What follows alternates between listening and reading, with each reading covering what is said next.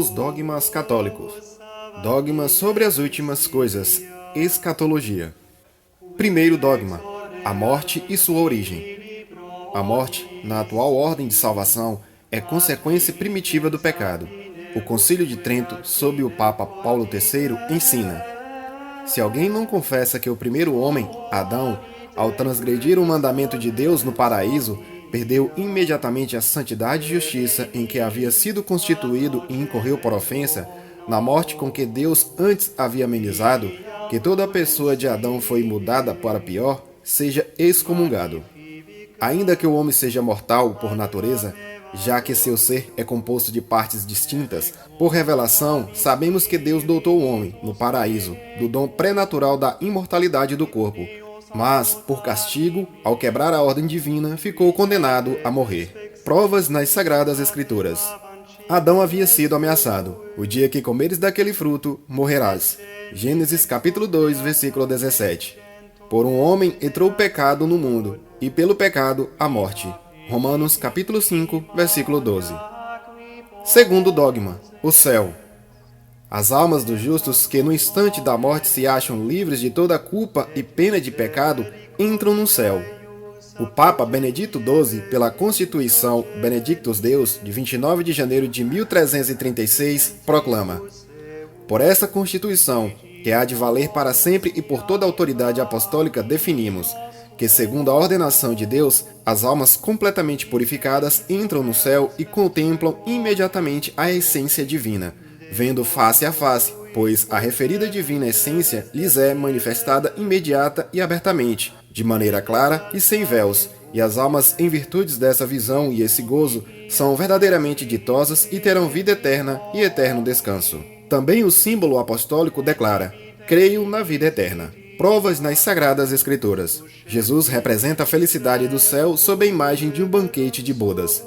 Enquanto iam comprá-lo, chegou o noivo, e as que estavam preparadas entraram com o noivo ao banquete de boda, e a porta foi fechada. Mateus, capítulo 25, versículo 10. A condição para alcançar a vida eterna é conhecer a Deus e a Cristo. Esta é a vida eterna: que te conheçam a ti, único Deus verdadeiro, e a teu enviado Jesus Cristo. João, capítulo 17, versículo 3. Bem-aventurados os limpos de coração, porque eles verão a Deus. Mateus, capítulo 5, versículo 8. Nem o olho viu, nem o ouvido ouviu, segundo a inteligência humana, o que Deus preparou para os que lhe amam. 1 Coríntios, capítulo 2, versículo 9. A vida eterna consiste na visão de Deus. Seremos semelhantes a Ele, porque o veremos tal qual é. João, capítulo 5, versículo 13. Os atos que integram a felicidade celestial são de entendimento, e este, por um dom sobrenatural, Lumen Gloria, é capacitado para o ato da visão de Deus, de amor e gozo. Terceiro dogma: o inferno. As almas do que morrem em estado de pecado mortal vão ao inferno. O Papa Benedito XII, na Constituição Benedictus Deus, de 29 de janeiro de 1336, declara: segundo a comum ordenação de Deus, as almas dos que morreram em pecado mortal, imediatamente depois da morte, baixam ao inferno, onde são atormentados com suplícios infernais. O inferno é um lugar de eterno sofrimento, onde se acham as almas dos réprobos. Negam a existência do inferno aqueles que não acreditam na imortalidade pessoal, materialismo. Provas nas Sagradas Escrituras. Jesus ameaça com o castigo do inferno. Se teu olho direito é causa de pecado, retira-o e afasta-o de ti. Muito mais te convém que percas um de teus membros do que tenhas todo o corpo jogado na geena. Mateus, capítulo 5, versículo 29. E não temais os que matam o corpo, e não podem atingir a alma. Temais bem mais aqueles que podem levar a alma e o corpo à perdição, destinados à geena. Mateus, capítulo 10, versículo 28. Ai de vós, escribas e fariseus hipócritas, que percorreis mar e terra para fazer um prosélito, e quando chegais a fazê-lo, o fazeis filho da condenação ao dobro de vós mesmos. Mateus, capítulo 23, versículo 15. Trata-se de fogo eterno. Então dirá também aos da sua esquerda: afastai-vos de mim, malditos, ao fogo eterno, preparado para o diabo e seus anjos. Mateus, capítulo 25, versículo 41. E de súplico eterno. e irão estes a um castigo eterno, e os justos a uma vida eterna. Mateus capítulo 25, versículo 46. São Paulo, em 2 Tessalonicenses capítulo 1, versículo 9, afirma: serão castigados à eterna ruína, longe da face do Senhor e da glória de seu poder. São Justino funda o castigo do inferno na ideia da justiça divina, a qual não pode deixar impune os transgressores da lei. Quarto dogma: o purgatório. As almas dos justos que no instante da morte estão agravadas por pecados veniais ou por penas temporais devidas pelo pecado vão ao purgatório. O purgatório é estado de purificação. O segundo concílio de Leão, sob o Papa Gregório X, afirma: as almas que partiram deste mundo em caridade com Deus, com verdadeiro arrependimento de seus pecados, antes de ter satisfeito com verdadeiros frutos de penitência por seus pecados de atos e omissão, são purificados depois da morte com as penas do purgatório. Provas nas Sagradas Escrituras. Ensinam indiretamente a existência do purgatório, concedendo a possibilidade da purificação na vida futura. Os judeus oraram pelos caídos, os quais se haviam encontrado objetos consagrados aos ídolos, a fim de que o Senhor perdoasse seus pecados. Por isso mandou fazer este sacrifício expiatório em favor dos mortos para que ficassem liberados do pecado. 2 Macabeus, capítulo 12, versículo 46. Quem falar contra o Espírito Santo não será perdoado nem neste tempo, nem no vindouro. Para São Gregório Magno, esta última frase indica que as culpas podem ser perdoadas neste mundo e também no futuro. A existência do purgatório se prova especulativamente pela santidade e justiça de Deus. Esta exige que apenas as almas completamente purificadas sejam exibidas no céu. Sua justiça reclama que sejam pagos os restos de penas pendentes e, por outro lado, proíbe que as almas unidas em caridade com Deus sejam atiradas ao inferno. Por isso se admite um estado intermediário que purifique e de duração limitada. Quinto dogma: o fim do mundo e a segunda vinda de Cristo. No fim do mundo, Cristo, rodeado de majestade, virá de novo para julgar os homens. O símbolo niceno-constantinopolitano, aprovado pelo primeiro concílio de Constantinopla, sob o Papa São Dámaso, declara: e outra vez deverá vir com glória para julgar aos vivos e aos mortos. Provas nas Sagradas Escrituras. Jesus predisse muitas vezes sua segunda vinda. Porque o Filho do Homem há de vir na glória de seu Pai, com seus anjos, e então cada um pagará segundo sua conduta. Mateus capítulo 16, versículo 27. Porque quem se envergonhar de mim e de minhas palavras nesta geração adúltera e pecadora, também o Filho do Homem dele se envergonhará, quando vier na glória de seu Pai com os santos anjos. Marcos capítulo 8, versículo 38 e Lucas capítulo 9, versículo 26. O Filho do Homem há de vir na glória de seu Pai com seus anjos, e então julgará cada um segundo suas obras. Mateus capítulo 24, versículo 30.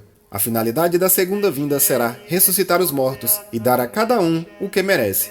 2 Tessalonicenses, capítulo 1, versículo 8. Por isso devemos ser encontrados irrepreensíveis. 1 Coríntios, capítulo 1, versículo 8. 1 Tessalonicenses, capítulo 3, versículo 13. Sinais precursores da segunda vinda. Primeiro, pregação do Evangelho por todo o mundo. Esta boa nova do reino deverá ser proclamada no mundo inteiro, para dar testemunho a todas as nações, e então virá o fim. Mateus capítulo 21, versículo 14. E é preciso que antes seja proclamado a boa nova a todas as nações. Marcos capítulo 13, versículo 10. Segundo, a conversão dos judeus. Então, não quero que ignoreis, irmãos, este mistério, que não ocorra que vos presumais de sábios, o amadurecimento parcial que sobreveio a Israel. Perdurará até entre a totalidade dos gentios, e assim todo Israel será salvo. Como diz a Escritura: virá de Sião o libertador, afastará de Jacó as impiedades, e esta será a minha aliança com eles quando tenho apagado os seus pecados. Romanos capítulo 11, versículos do 25 ao 27, totalidade moral. Terceiro, a apostasia da fé. Jesus lhes respondeu: olhai para que ninguém vos engane, porque virão muitos usurpando meu nome e dizendo: eu sou o Cristo, e enganarão a muitos. Mateus capítulo 24, versículo 4, sobre os falsos profetas. Que ninguém os engane de nenhuma maneira. Primeiro deverá vir a apostasia e manifestar-se o homem ímpio, o filho da perdição, o adversário que se eleva sobre tudo que leva o nome de Deus ou é objeto de culto, até o extremo de sentar-se ele mesmo no santuário de Deus e proclamar que ele mesmo é Deus. 2 Tessalonicenses, capítulo 2, versículo 3, sobre a apostasia da fé cristã. Quarto, antes da apostasia, manifestar-se-á o anticristo. Antes da apostasia, se manifestará o homem com iniquidade. 2 Tessalonicenses, capítulo 2, versículo 3, sobre a pessoa determinada a ser o instrumento de Satã. E quinto, grandes calamidades, enchentes, calamidades ou catástrofes naturais serão o prelúdio da vinda do Senhor. Imediatamente depois da tribulação daqueles dias, o sol se escurecerá, a lua não dará seu resplendor, as estrelas cairão do céu e as forças do céu serão sacudidas. Mateus capítulo 24, versículo 29. Isaías capítulo 13, versículo 10, que diz: quando as estrelas do céu e a constelação de Órion já não iluminarem e o sol estiver obscurecido e não brilhe a luz da lua. Sexto dogma: a ressurreição dos mortos no último dia. É declarado pelo símbolo Quikunken, chamado também Atanasiano. De fato, este símbolo alcançou tanta autoridade na igreja ocidental como oriental que entrou no uso litúrgico e deve ser tida por verdadeira a definição de fé. É, pois, a fé certa que cremos e confessamos que, e à sua vinda, todos os homens deverão ressuscitar com seus corpos. Também o símbolo apostólico confessa: creio na ressurreição da carne. Provas nas Sagradas Escrituras. Jesus contesta os saduceus. Na ressurreição, nem se casarão, nem se darão em casamento, pois serão como anjos. Mateus capítulo 22, versículo 29. E sairão os que tiveram bons trabalhos, para a ressurreição da vida, e os que trabalharam mal, para a ressurreição do juízo. Mateus capítulo 22, versículo 29. Aos que creem em Jesus e comem de seu corpo e bebem de seu sangue, ele lhes promete a ressurreição. João capítulo 6, versículo 39. Eu sou a ressurreição e a vida. João capítulo 11, versículo 2. Sétimo dogma: o juízo universal. Cristo, depois de seu retorno, julgará a todos os homens. É o que expressa o símbolo Quikunken, também chamado símbolo atanasiano. É, pois, a fé certa que cremos e confessamos que, dali, haverá de vir a julgar os vivos e os mortos. Provas nas Sagradas Escrituras. Jesus toma a miúdo como motivo de sua pregação o dia do juízo. Por isso vos digo que no dia do juízo haverá menos rigor para Tiro e Sidom que para vós. Mateus capítulo 11, versículo 22. O Filho do Homem há de vir em toda a glória de seu Pai, com seus anjos, e então julgará a cada um segundo suas obras.